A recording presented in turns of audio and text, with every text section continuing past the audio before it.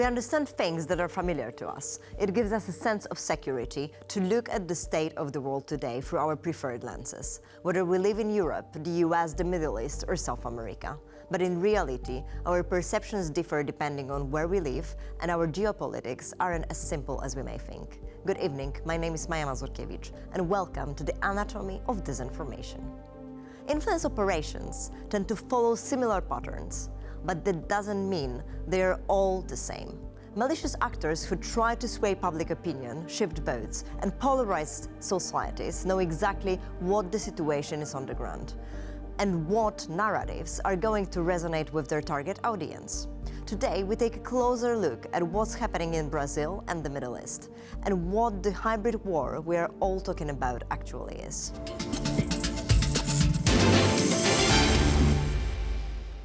Let's turn our attention to the growing threat of disinformation in Latin America, particularly Brazil. False narratives are increasingly shaping public opinion and undermining trust in democratic institutions.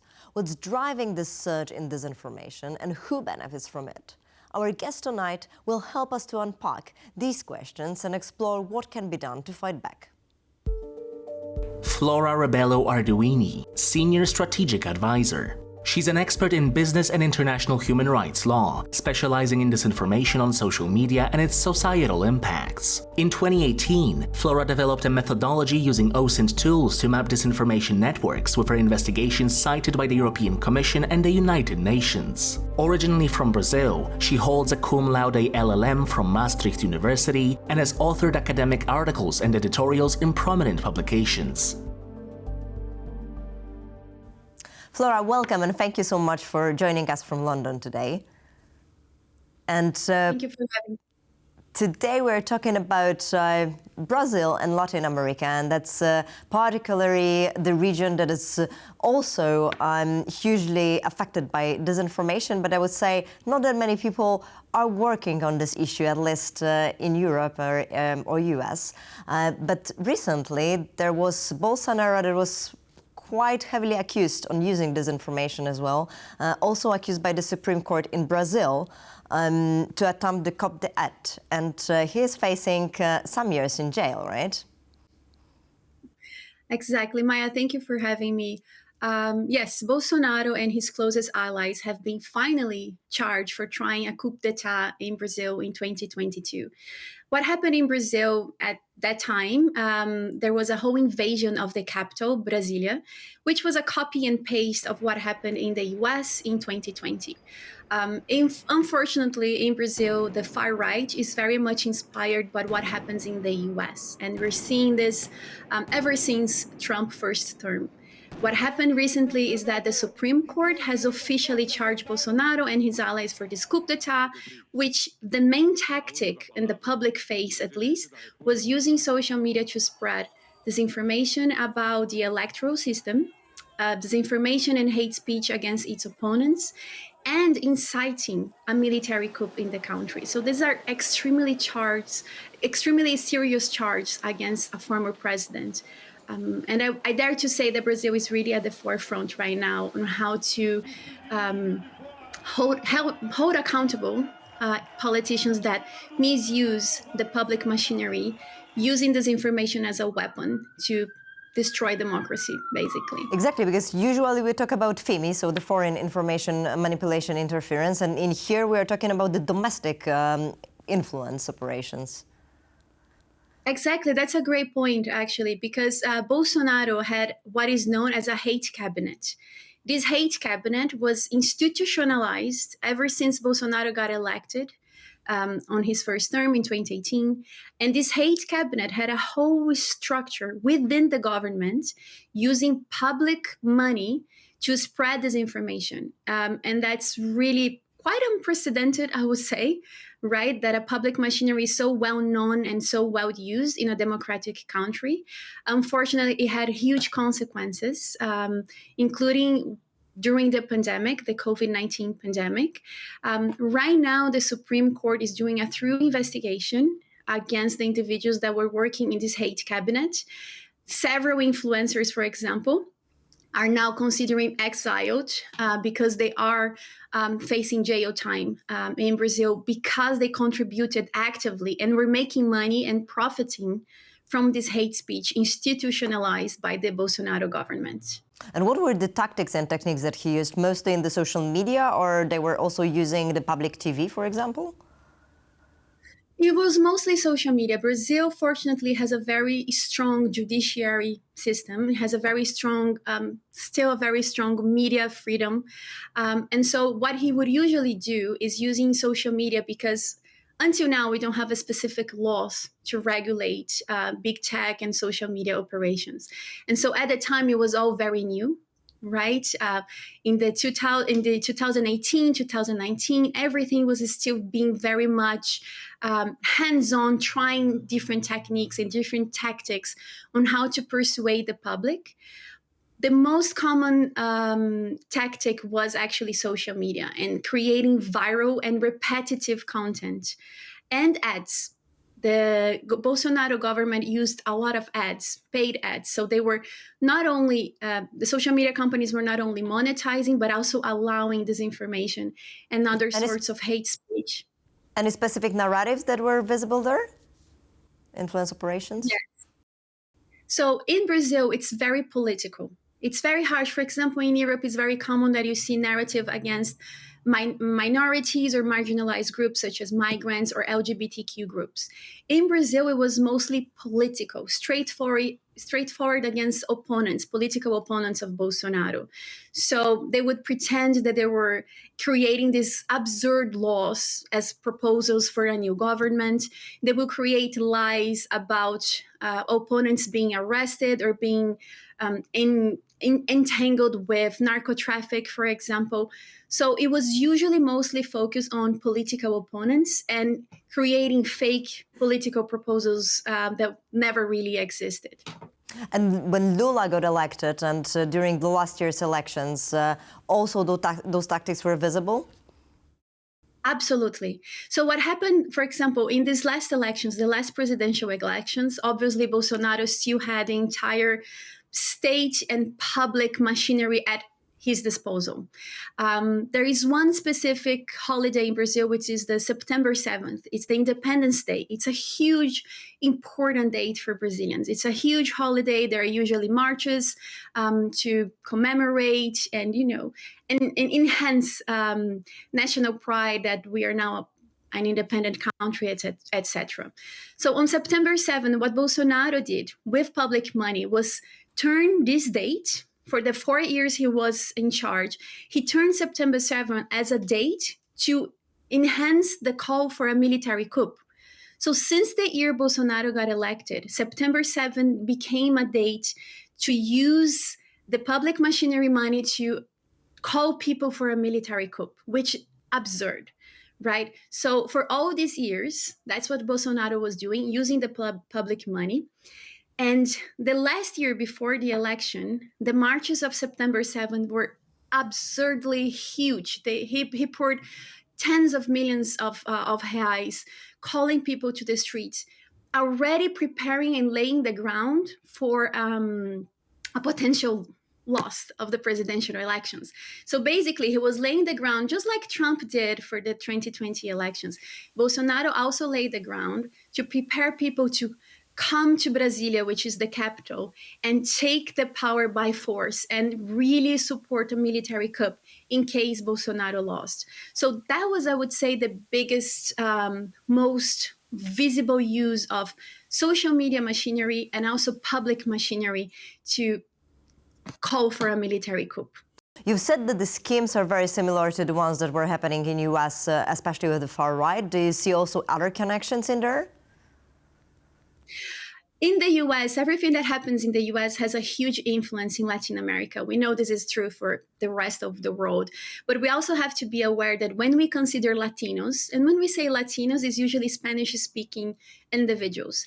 It composes over 19% of the US population. So everything that currently the Trump administration does in the US has a huge impact in actual lives of Latinos people in Latin America. So everything that happens in the US has a direct influence in what the Latinos feel, our sensations that they're having on the crackdown, for example, or illegal migration.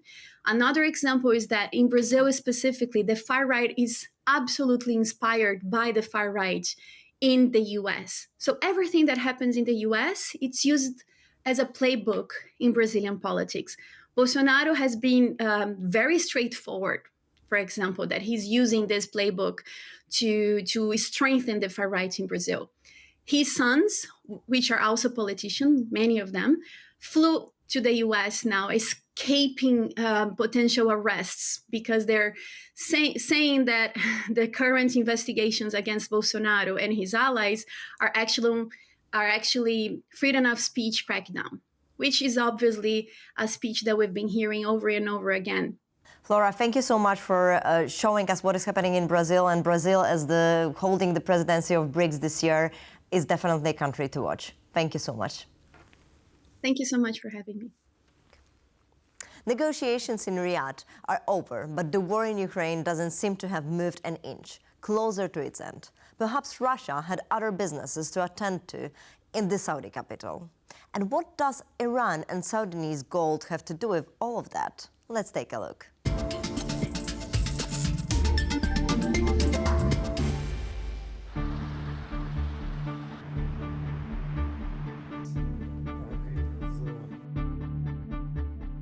We can certainly say that Russia is engaged during the entire, quote, peace or ceasefire negotiations in disinformation. The biggest issue is when Peskov is speaking, when Medvedev is tweeting his insane tweets, when Lavrov is receiving awards for basically being a war criminal. They never give specifics. They just throw out lines. It's what I call candy or sugar. You throw out some sugar to your base, since it's in English. They're throwing out sugar to those who believe in, quote, a multipolar world. But one of the negotiating members is a known FSB agent, somebody who has been at Putin's side. And so they're not sending professional diplomats, they're literally sending their spies in suits in order to engage the US envoys. These FSB agents are well-trained in manipulation, well-trained in making sure lies seem like facts. And that's the other issue that's taking place.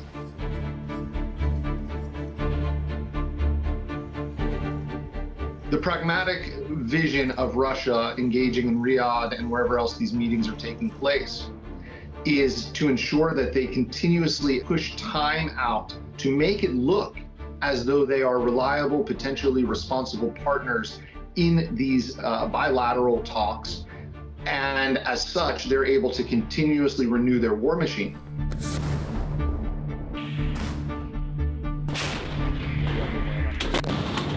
Saudi Arabia is obviously in a regional power struggle with Iran. And as Iran is focused in a very tenuous, albeit continuing partnership with the Russian Federation, it made sense that Saudi said, hey, we will host it here because we need to make sure that Iran receives a message as well. Iran is not a natural ally or partner of Russia. There's a significant amount of distrust there to the point that Iran on a regular basis attempts to hack into Russian systems. There was discussions over border integrity, specifically in the Caucasus and what we know as the different passages that Russia and Iran were fighting over in September. One of Iran's newspapers that is affiliated with the Iranian Revolutionary Guard Corps ran a full-page picture of Lavrov as a globalist Jew who was attempting to undercut Iran. Russia is always having to defend its notion of Ruski Mir, and that's not just through comms, it's through hard power as well. And so you see the cycle. Iran attacks Lavrov, Russia goes ahead and sits down with Saudi Arabia, Iran's biggest rival. Russia's also able to continue to bring in gold, though, that they can then ship through Libya and pay Iran with in order to continue to get the drones that are needed. It seems complicated, but it's not. Evil works with evil.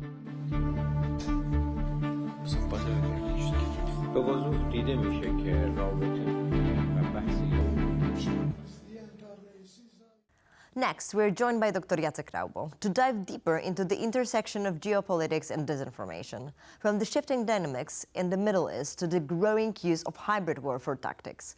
We'll explore how information is being weaponized on a global scale, who's shaping the narrative and why. Dr. Jacek Raubo, Director, Defense 24 Analysis Unit. He is an expert in security and defense studies, specializing in international security and modern state defense policies, and a member of the Polish Political Science Association and the Polish International Studies Association. His research interests include conflicts post-1945, military technology, and the Middle East and East Africa regions. Dr. Raubo teaches courses on military relations, crisis response systems, and contemporary political systems. Jacek, thank you so much for joining us today. We're talking about geopolitics and the situation that's happening in general in the world, but particularly I'm very much interested today about the Middle East, and that's your area of expertise. What influence operations you see when we talk about Middle East right now? First of all, thank you for the invitation. It is always a pleasure to be here with you. So when we think about the security architecture in the Middle East, we generally focusing on very hard-powered tools, like missiles or Navy ships. But on the other hand, I think this region is providing us great lessons learned about influence operation and other forms of, for instance, info operations. Mostly, we see a lot of narratives like situation with U.S. presence there. We see a lot of fake news around, for instance, American operations. On the other hand, there is a large number of incidents with information warfare against Israel and also Israeli operation against their enemies. So there is a various fields, there is a various tools, there is also a various types of narratives and also tactics actors are using this. So it's not only the hybrid war, but actually you can really see what it means to have the influence operation full-on war on information in there. Generally, I'm very skeptical about the term hybrid war in the context of the Middle East, because there is a constant pressure and a constant crisis situation in the various fields. But yes, I fully agree with you that influence operation and much wider definition with the information warfare is existing there, and it's always behind the classic forms of actions. So, for instance, when you have a situation on the border between Israel and Lebanon, there is always a narrative warfare between both sides, even not both sides, because there is a much bigger group of actors, state and non-state actors. So Hezbollah is using some narratives against Israeli operations, against their own targets, by, for instance, strengthening a kind of a vision that Israel is trying to build the pressure on the whole Lebanon. On the other hand, Lebanon side is trying to build this kind of a narrative that they are independent and Hezbollah is making their own actions against Israel. So don't add us as a part of this policy from non-state actor. And Israel is, of course, very obviously using their information tools to provide some support to their own actions, but on the other hand, to strengthen their pressure on Hezbollah, like with these pagers and improvised explosive device inside it. So aftermath, they put the pressure on the whole Hezbollah by emphasizing the role of the secret operation. So this is a very obvious form of warfare, and we need to accept that Middle East is always providing us a great lessons learned about it, not only Russia. And who is mostly targeted in the Middle East? Are there the citizens of the opposite countries or also the wild world population? Truly, there is no division. I think that somebody is much more impacted by this form of information warfare. Generally, when you are planning something, you are focusing on the various actors. That's why when we see a ground operation somewhere, there is a strong PSYOPs operation toward local population and also supporters of, for instance, your enemy, to stop their activities or to create a kind of a pressure, physical and psychological pressure on them. On the other hand, it is very important to have a large sphere of influence around the world to support your action or to maybe stop any forms of aggressive actions when we think about the population of the third parties around the world. So this is a very sophisticated formula for psychological operation and for information warfare. Can you see any different tactics, techniques, and procedures than Russia is using? I think right now in the global world, we are watching a kind of reverse engineering of everything. Now, this is not only something which is dedicated to tanks or to missiles. And that's why a lot of states are getting these lessons learned from Russian forms of information warfare to their own purposes. They are modifying this locally because of the cultural ground, because of some kind of a historical background, but they are using very similar forms. And sometimes they are modifying this, and that's why Russia is taking some of kind of lessons learned from Middle East. They are very active there. We know that they were in Syria, of course, highly during the al-Assad period of time as a ruler of Syria. On the other hand, I think we have a synergy of different methods from around the world. And this is we cannot right now, when we think about cybercrime, we can think about information domain. There is no such a thing like a border or barrier, a local barrier we can build in our mindset. We need to be always very flexible. And Iran and China are also visible in the Middle East, right? Something that you're saying. Ironically, we are generally focusing on Russian operations. You mentioned these forms of Russian information warfare.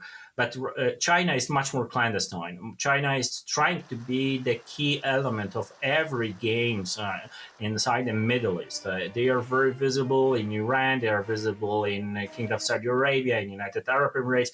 On the other hand, they are trying to be behind the scene because it is much more comfortable for Beijing and for Chinese aims there because you are covering all of your political agenda by strengthening this economic factor or this public diplomacy factor. We want to be the playmaker for peace. On the other hand, we are achieving some goals from our own agenda to strengthen our political and military and intelligence position around the world. So, of course, they are very active. They are using some kind of tasks and issues from Middle East for their own purpose. And with the world security changing in the spheres of influence operations, is NATO ready for it and to counterfight? I think this is always a process. We cannot be fully prepared, and we will be not fully prepared even if we invest a lot of money in that. And that's why this process needs to be modified, need to be very flexible. Our approach needs to be highly dedicated to the situation we watch right now. But on the other hand, we need to think about, for instance, impact of some new technologies, new tactics in the future context. I think we are prepared better than before 2014. I'm not mentioning 2022. I'm mentioning the first Russian aggression against Ukraine. And I think there is an important role of some internal structures inside NATO and very close to NATO. The great example is Center of Excellence in Riga, which is dedicated to strengthening our response in the field of the strategic communication. We have a large number of committees and a large number of experts strengthening this NATO power against the information domain. One more thing, I think we need to underline this in our discussion. Information domain is the independent domain in the context of every armed forces actions. That's why states are investing a lot of money and a lot of human resources in strengthening their capabilities in the context of this type of warfare. Jacek, thank you so much, and definitely the investment in this and protecting the information sphere is important. Thank you so much for joining us. Thank you for having me.